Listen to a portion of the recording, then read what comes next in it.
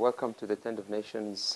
We are very happy to be here on our land that belongs to our family since generations, since the Ottoman period, where my grandfather, when he bought the land, he came and lived in the cave. This is how my father and uncle grew up, and this is what we are trying to do until today. In the year 1991, the Israeli authorities declared our farm as a state land, so we are trying to defend our rights in the Israeli courts since 1991. We had difficulties from settlers between 1991 and 2002 when they came here and they cut our trees and threatened us. But we said, even it's painful, we won't give up. Now they are trying to isolate us. The road is blocked. We are surrounded by settlements from all sides. And at the end, it makes the situation on the ground here. We have restrictions, no access to running water, no electricity, and no building permit. And this situation is forcing people to act, whether to act in a violent way or resign or leave. But we said our slogan, our way of action is we refuse to be enemies. And we started the Tent of Nations. Of course, it's a long way to achieve justice. And for us, we won't give up. We will continue going on and on.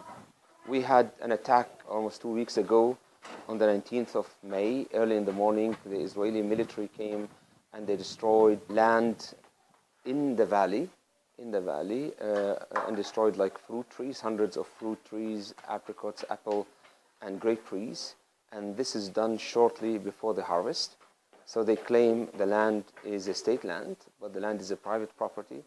And now we are trying, of course, we informed many people, many of our friends, and we want to thank them for sending us emails and phone calls, and also informing their representatives about what's happening here. It is a sign of hope and solidarity.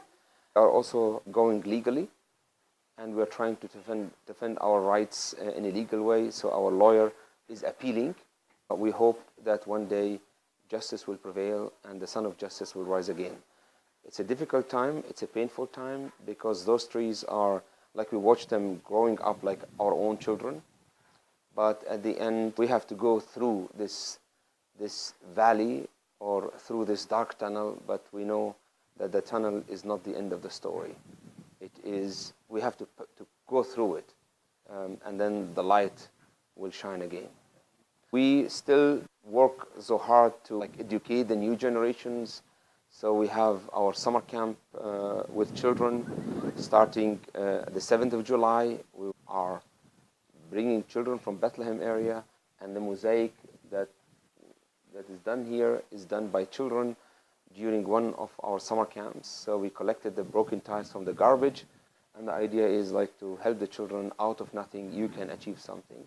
And you cannot, if you look there, you cannot see the bigger picture.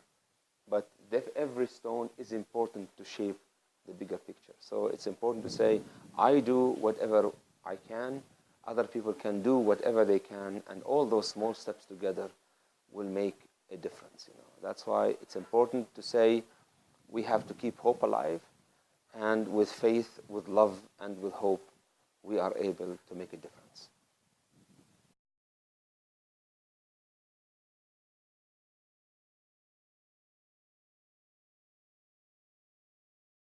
And make it for the Muslim, Christians, and Jewish all together. Because one God for all people.